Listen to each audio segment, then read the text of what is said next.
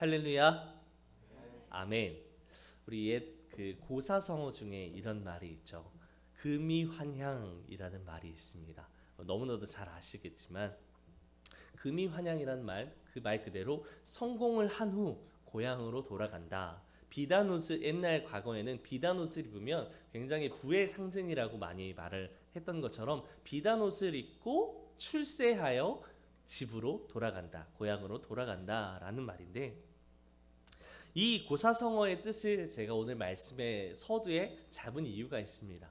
마치 고사성어의 뜻이 믿는 저와 여러분들의 모습이어야 하지 않을까 하는 그런 생각이 오늘 아침에 문득 들어서 설교 본문을 바꿨습니다. 왜냐하면 우리가 하나님의 약속을 받았고 창세기 1장부터 쭉 지금까지 이어오면서 우리는 아담에게 허락하신 하나님의 축복이 아브라함에게 흘러서 이삭에게 흘러서 야곱에게까지 전해지는 하나님의 그 약속을 부여받은 사람들, 즉 하나님의 자녀들입니다. 정말 하나님의 약속을 받고 그 복의 근원 되신 하나님의 그 축복을 받았다면 그러한 우리의 인생은, 우리의 미래는 이처럼 복의 근원이 되고 금이 환향과 같은 하나님께서 허락하시는 성공의 가도를 걸어야 하지 않을까. 믿는 자처럼 늘 은혜와 평강이 넘치는 삶을 살아내야 하지 않을까. 그런 생각이 들어서 우리의 인생이 금이 환향 같은 그런 인생이 되었으면 좋겠다 하는 생각을 해보게 되었습니다. 그런데 금이 환향한 사람들처럼 우리의 인생이 밝을 것 같아야 하죠. 맞아요. 그렇게 우리는 그 약속대로 반드시 밝아져야만 합니다. 그 약속대로 은혜와 평강이 우리의 늘 삶에 넘쳐나기 때문에 우리의 삶에 고난이 닥쳐온다 할지라도 우리의 삶은 밝을 수밖에 없습니다. 분명 우리는 하나님의 자녀로서 믿음으로 살고 믿음으로 세상 속에서 빛과 소금의 역할을, 그 선한 영향력을 끼치며 세상으로부터 인정받고 또한 성공하고 싶어 합니다. 그렇죠? 근데 그럴 때마다 늘 우리의 삶에 찾아오는 것이 하나 있다라는 거예요. 무엇일까요? 뭐가 찾아올까요? 절 째려보지 마시고 뭐가 찾아올까요? 바로 두려움입니다. 왜일까요? 보이지 않는 미래에 대해서 우리는 분명 약속을 받았어요. 말씀을 통해서 아브라함의 복을 허락받았고 야곱의 복을 허락받았고 첫사람 아담의 복을 허락받았어요. 그 복의 근원 되신 하나님께서 우리에게 복 주시고 우리 아들 함께 하시겠다고, 네가 어느 곳에 가든지 함께 하시겠다라는 그 임마누엘의 축복을 받았습니다. 그런데 우리의 삶에서 보이지 않는 미래에 대해서 약속을 받았음에도 불구하고 보이지 않기 때문에 우리는 늘 불안해한다라는 거예요. 왜요? 우리는 불완전한 피조물이기 때문에. 완전한 하나님은 앞서 모든 미래를 밝게 아십니다. 하지만 우리는요, 몰라요. 하나님의 약속 보이지 않아요. 손에 잡힐 것 같은데 잡히지 않아요. 그렇기 때문에 두려움에 앞서게 된다라는 거죠. 그런데 오늘 본문에서도 보면 본문에선 야곱 역시 이 두려움에 휩싸여 있었습니다. 자, 이 상황을 한번 잘 볼까요? 우리가 성경을 조금만 깊이 들어가다 보면 누구나 알 수 있는 오늘 본문의 장면은 뭐냐? 굉장히 드라마틱한 장면입니다. 어떤 장면일까요? 20년 만에 잃어버렸던 형과 동생이 만나는 장면입니다. 우리 예전에 그런 팁이 있었죠. 이제 만나러 갑니다. 그렇죠? 이제 만나러 갑니다. 그럼 굉장히 그 상봉이라고 하는 그 감격이 너무나도 깊죠. 왜요? 오랫동안 한 가족이 떨어져 살면서 여러 가지 사건과 역사적인 사건들로 인해서 떨어질 수밖에 없었던 상황 속에서 다시 한번 가족이 상봉을 한다니. 근데 오늘 본문의 말씀이 이 드라마틱한 장면처럼 동생 야곱과 형 에서가 만나는 장면이에요. 그런데 그 장면을 한 번 더 깊이 보면요, 오늘 본문 1절은 이렇게 말합니다. 형 에서가 동생 야곱을 만나러 오는데 어떻게 오느냐? 그냥 오지 않아요. 장정 400명을 거느리고 와요. 뭘까요? 정말 반가워서 오는 장면 같아 보이세요? 아니죠. 여러분 너무나도 잘 아는 것처럼 야곱은 어떤 죄를 저질렀을까요? 어려서, 맞아요, 장자의 명분을 팔았습니다. 네, 야곱은 장자의 명분을 얻게 되죠. 근데 팥죽 한 그릇에 얻게 돼요. 근데 이것은 형 에서에게 솔직하게 말해서 진솔하게 말해서 내가 장자권을 받고 싶어요 라고 말하는 게 아니라 형 에서가 사냥을 마치고 돌아와서 너무 허기지고 배가 고프니까 정말 먹음직스럽고 보기에 좋은 팥죽을 내어다가 그 팥죽과 함께 달콤한 유혹과 함께 장자의 명분을 팔라고 하죠. 근데 그때 당시에는 형 에서가 이 장자의 명분을 알지 못했어요. 그 말 그대로 장자의 명분을 뺏긴 거예요. 그래서 하나님의 축복이 형 에서가 아닌 야곱에게 흘러갔던 거예요. 어땠을까요? 이를 갈며 이 천추의 한 죽일 놈이라고 생각하지 않았을까요? 마치 어찌 보면 이 죽일 놈 동생 야곱을 이제 잡기 위해서 그 자리에 나가는 그런 모습일 수 있다는 거예요. 근데 여기서 중요한 건 오늘 말씀의 주인공인 야곱은 어땠을까요? 이 모든 장면을 알고 있었다라는 거예요.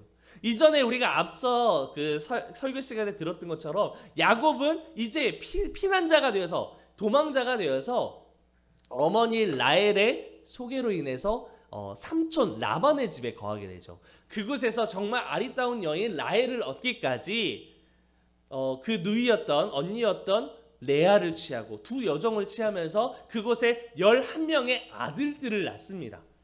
10아들들을 낳으면서 그곳에 하나님께서 허락하신 복의 근원을 받게 되는데 그 기간이 언제냐? 20년 동안 받게 돼요.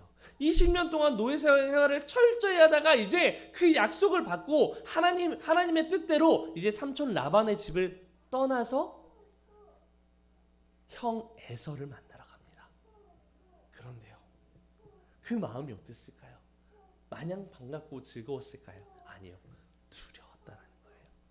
분명 하나님이 약속하셨거든요.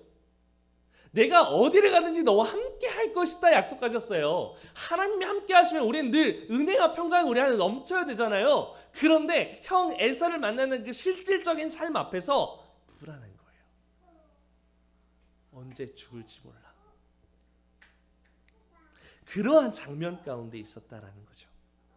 그런데 그렇게 매일 순간 우리의 삶에 두려움의 순간이 찾아왔을 때 중요한 건 무엇이냐?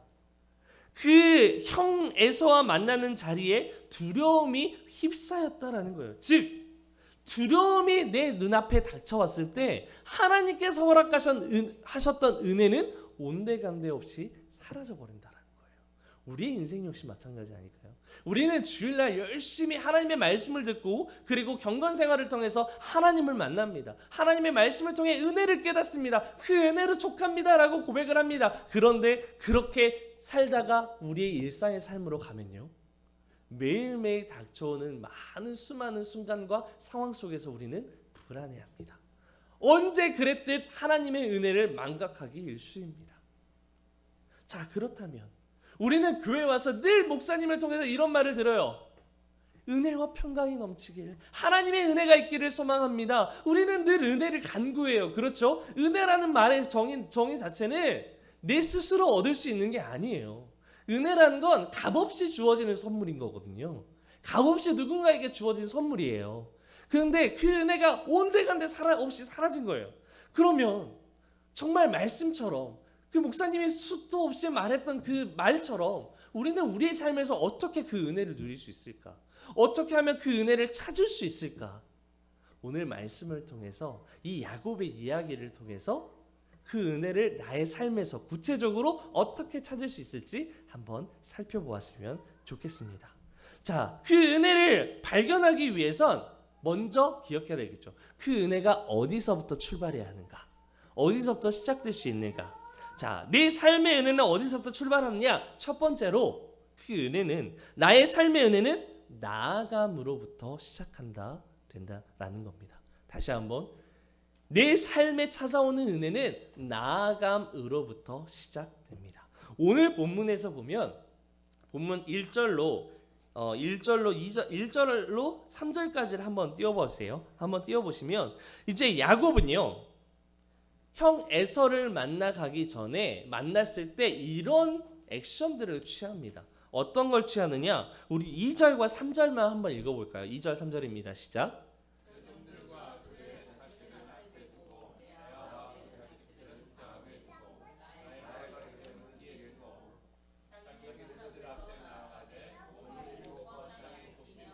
그 형 에서에게 가까이 가니. 아멘. 이 3절을 그대로 놔주세요.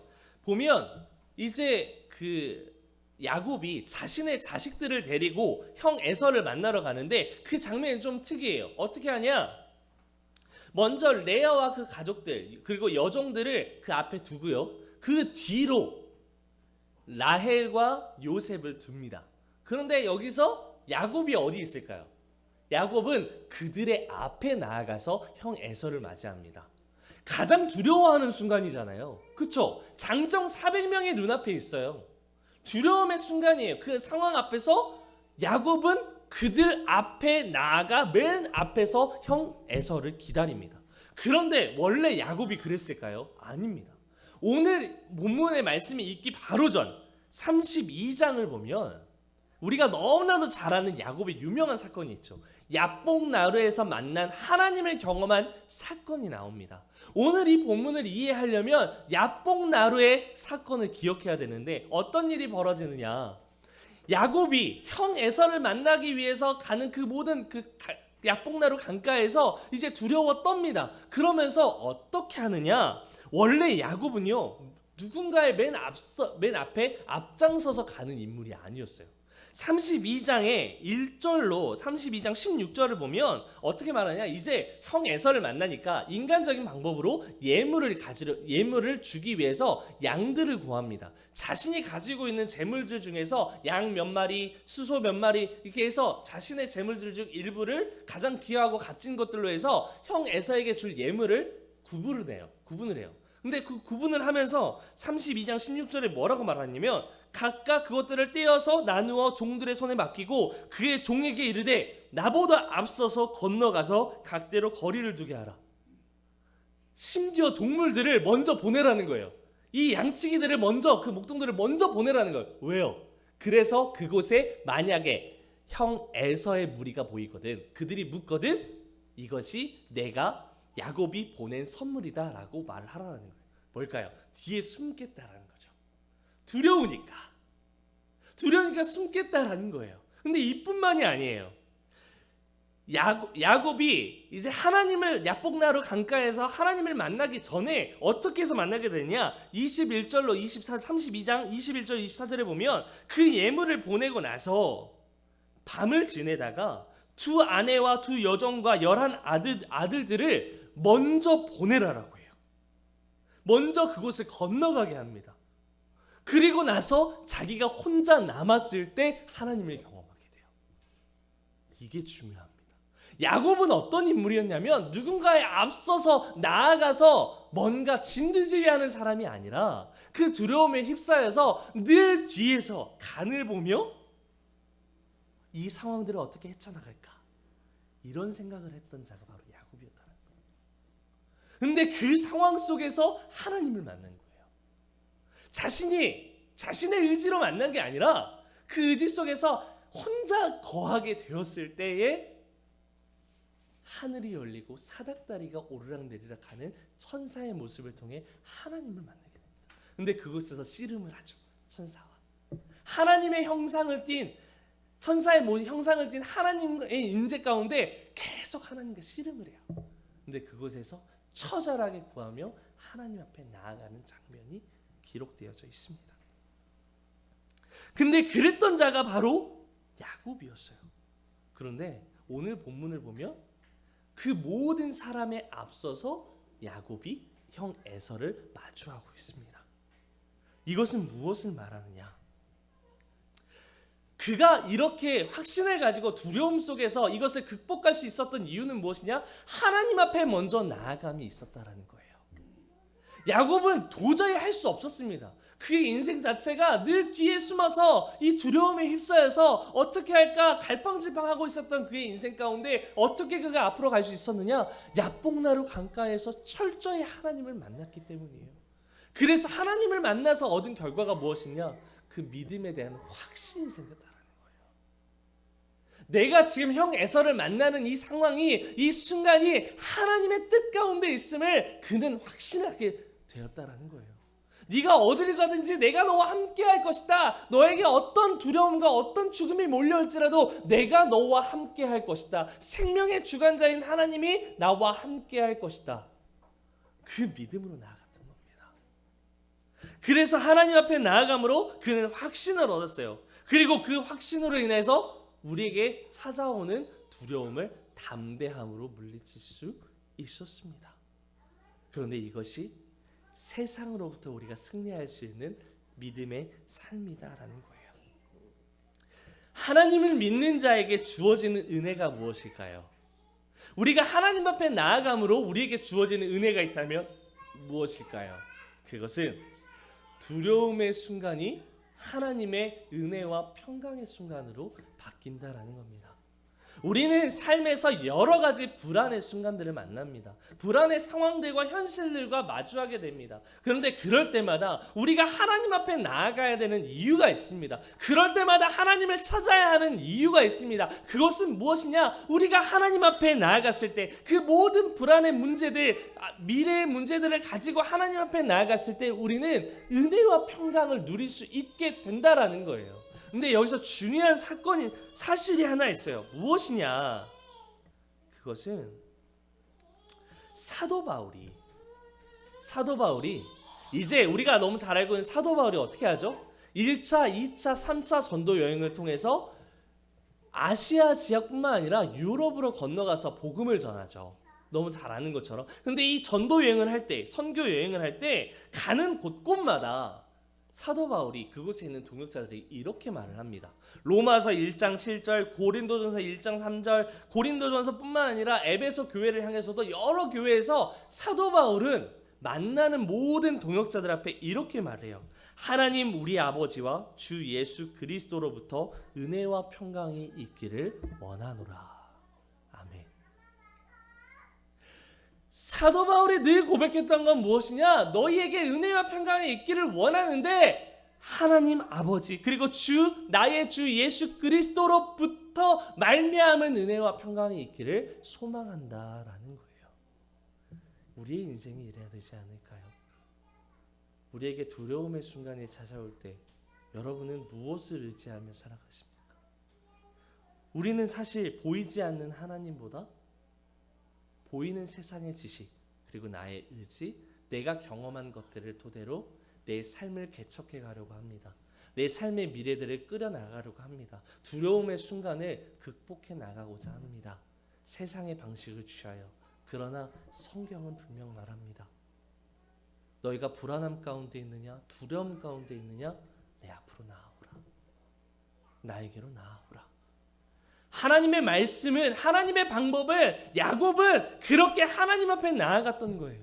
자신의 불안한 모든 순간들 앞에 하나님께 나아가 그 철저한 확신을 얻고 언제나 나와 함께 하시는 하나님의 그 약속을 부여받고 그 두려움의 상황 속에서 두려움을 뛰어넘어선 하나님의 평강이 그의 삶 속에 넘쳐날 수 있었던 거예요. 그뿐만 아닙니다. 이 야곱의 인생의 변화는 이것뿐만 아니에요. 그리고 나서 어떻게 하죠? 형 에서를 만났을 때 몸을 7번 땅에 굽히며 형 에서에 가까이 나아가죠. 근데 여기서 말하는 몸을 7번 굽힌다라는 건 그냥 그 자리에서 이렇게 7번 굽히는 게 아니에요. 형 에서를 만나러 가는 그 길에는 거리가 있어요. 그 상당한 거리를 걸어갈 때 한번 인사를 하고 가까이 나아가서 또 인사를 하고 가까이 나아가서 또 인사를 합니다. 무엇을 말할까요? 원망의 대상, 두려움의 대상이 아니라 이제는 내가 7번 절을 하며 굽힐 만큼 이제 형에서는 하나님이 이 뜻 가운데 보내준 사람이니까 내가 사랑할 수 있습니다 라는 거예요. 그래서 7번에 취하여 절을 하며 하나님의 은혜에 대해서 찬양을 하고 있는 겁니다. 왜 7번일까요? 성경은 7이라는 숫자를 참 좋아합니다. 왜냐하면 하나님의 완전수를 가리키는 숫자가 바로 7입니다. 근데 또 하나의 의미가 있어요. 무엇이냐? 하나님의 약속이라는 뜻을 또한 담고 있습니다. 한번 살펴보면 하나님께서 천지를 창조하시고 그리고 언제 안식하셨을까요? 7일째 안식하셨습니다. 그 모든 완전한 세상을 바라보시고 7일째 안식하셨습니다. 뿐만 아니에요. 선지자 엘리사를 찾아왔던 아람 장군이었던 나아만 장군이 나병에 걸린 거예요. 근데 그때 하나님의 말씀이 있었어요. 뭐라고 말하냐? 요단강에 네가 가서 몸을 7번 씻으라라고 해요. 그래서 7번 씻었더니 나병이 깨끗이 낫게 됩니다.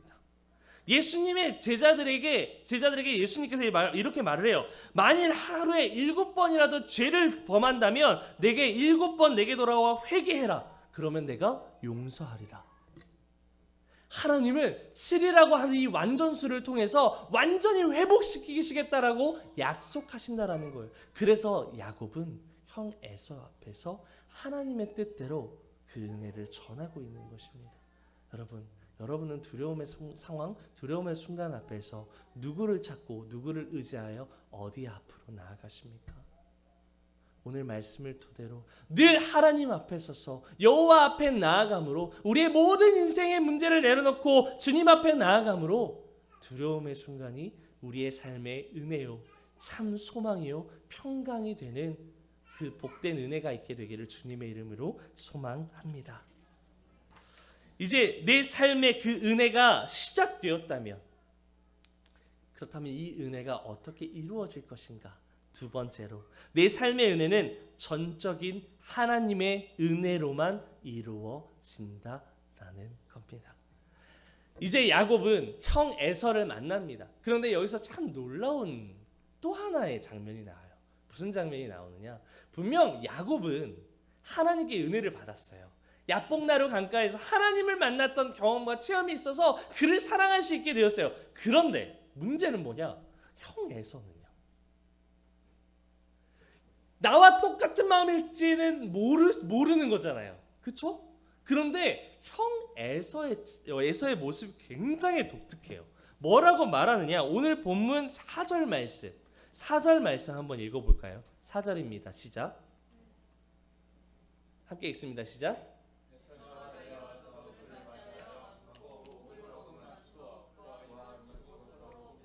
아멘. 형 에서의 마음이 과연 편했을까요? 분명 20년이 지났다고 해요. 그런데 세상적으로 현실적으로 보면 자신의 모든 재산, 자신의 모든 재물까지도 강탈해 갔던 게 바로 동생 야곱이에요. 우리가 이런 말을 하죠. 이제 자녀들이 부모님을 찾아갈 때 보통 이런 마음을, 물론 다는 아닐 수 있으나 보통 이런 마음을 갖죠. 재산권에 대해서 물려받고 싶어 하죠. 그렇죠?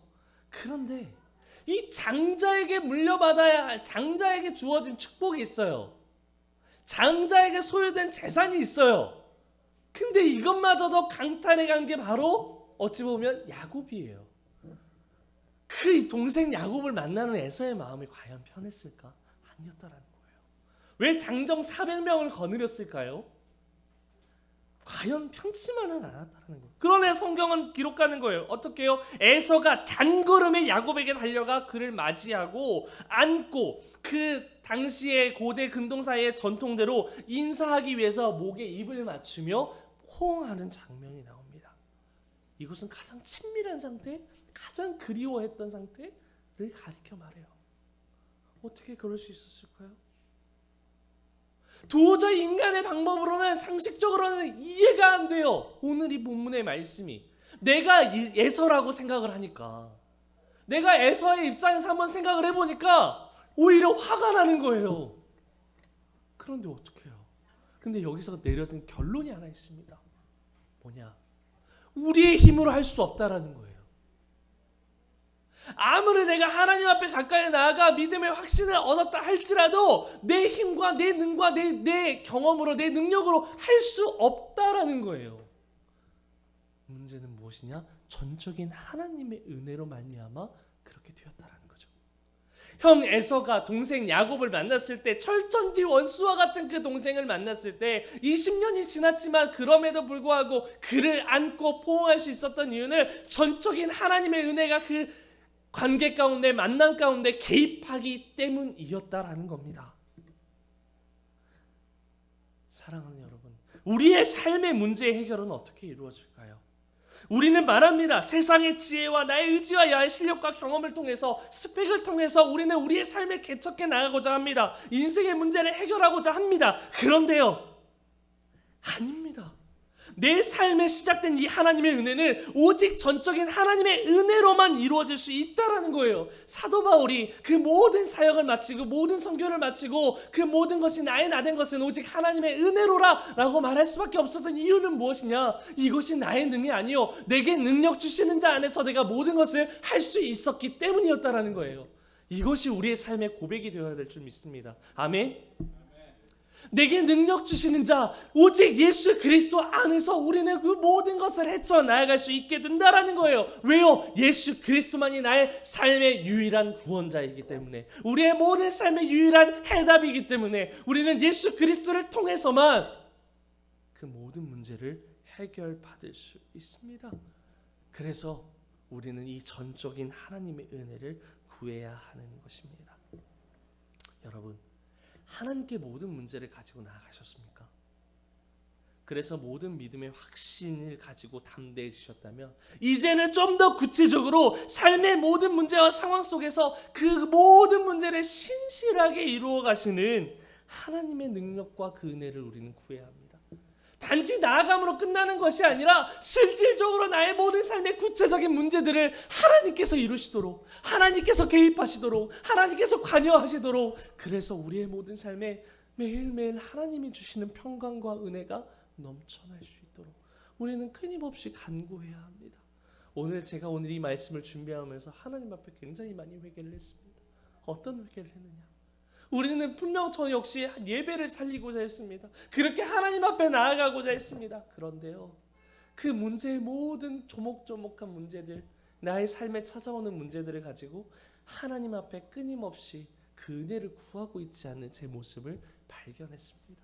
매일매일 순간 하나님 앞에 전적인 하나님의 은혜를 구하며 나아가야 하는데 그 가운데 찾아오는 나의 생각 때문에, 나의 의지 때문에, 나의 경험 때문에 하나님을 찾지 못했던 어리석은 저의 모습들이 보였습니다. 사랑하는 엔터교회 성도 여러분, 우리는 우리의 모든 삶의 문제를 가지고 내게 능력 주시는 하나님의 은혜, 그 은혜를 바라며 구하며 나아가야 합니다. 비록 우리는 우리의 문제의 현실의 문제와 현실 당면한 상황 속에서 하나님의 일하심을 깨닫지 못해요. 보이지 않기 때문에 주신 은혜에 대해서 우리는 알지 못합니다. 그러나 분명한 것은 하나님은 지금도 역사하고 계신다라는 것, 지금도 일하고 계신다라는 것, 그 전적인 은혜의 방법대로 선한 능력대로 세상을 바꾸어 가고 계십니다.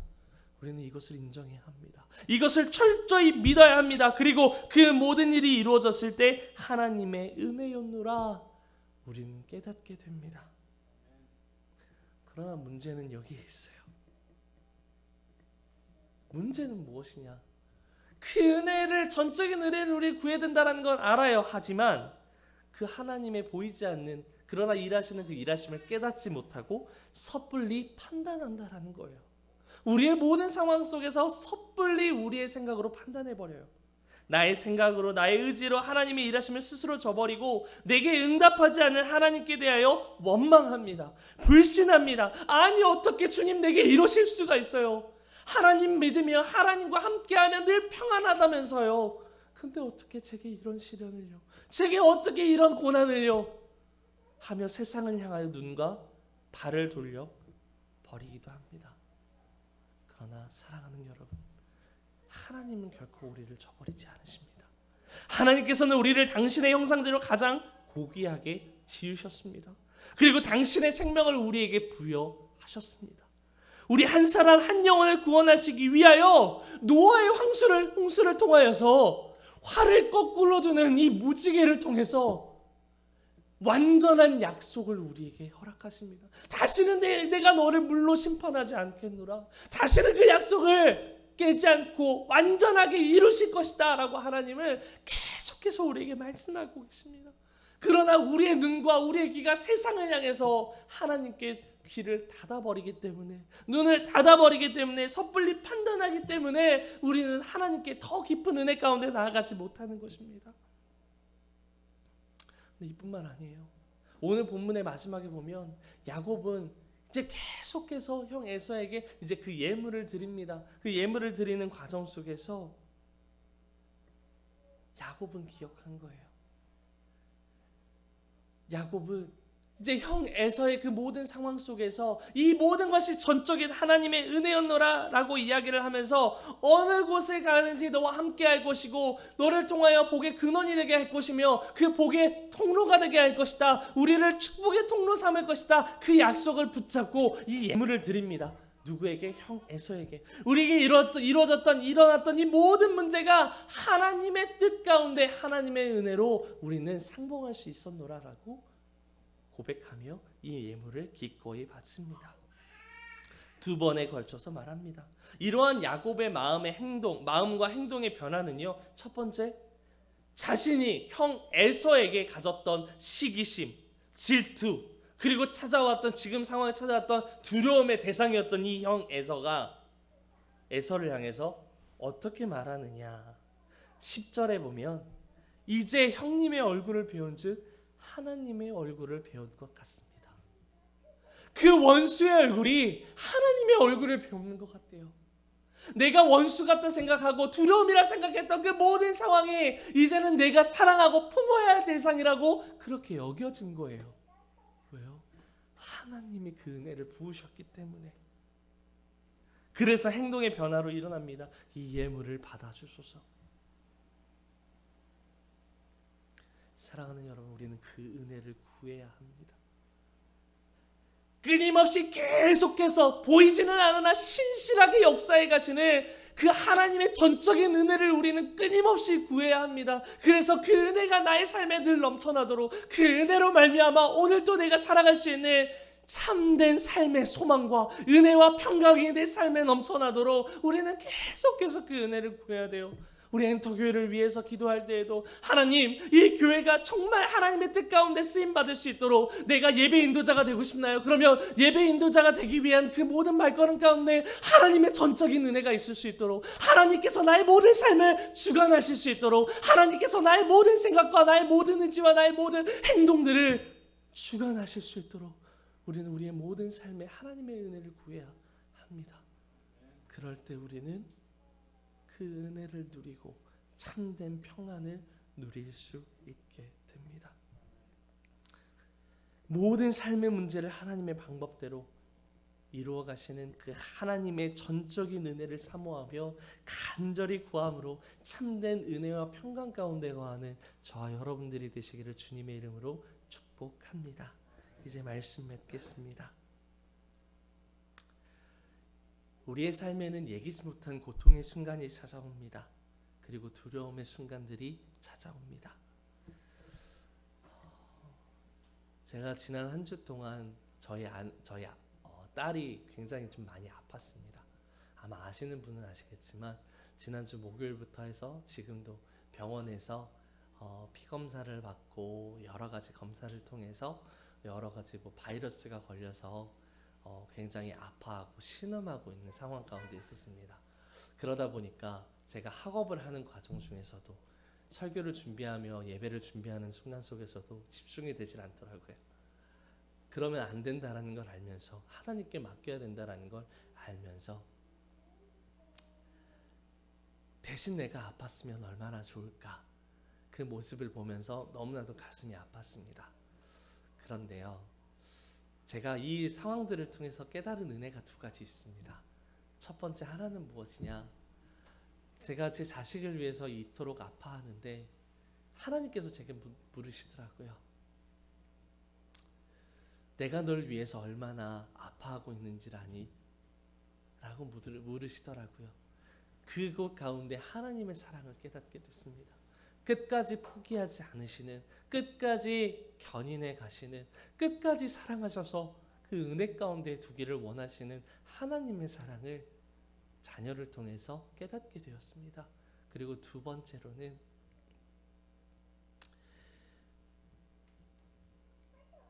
계속해서 세상의 소리가 들려왔습니다. 저희 아내를 통해서, 의사 선생님을 통해서 굉장히 많이 호전되어야 함에도 불구하고 상황들이 악화되어지고 있다는 거예요. 스테로이드를 쓰고 여러 가지 약을 투여해서 계속해서 그곳에 있는 제 아이들 중에서 저희 딸이 가장 지금 병이 악화되어지고 있다라고 이야기를 들었습니다. 굉장히 두려웠습니다. 불안했습니다. 그런데 그 순간 하나님 앞에 나아갔습니다. 그 순간 하나님께 그 모든 것을 내어 맡겼습니다. 그 순간 평강이 찾아오더라고요.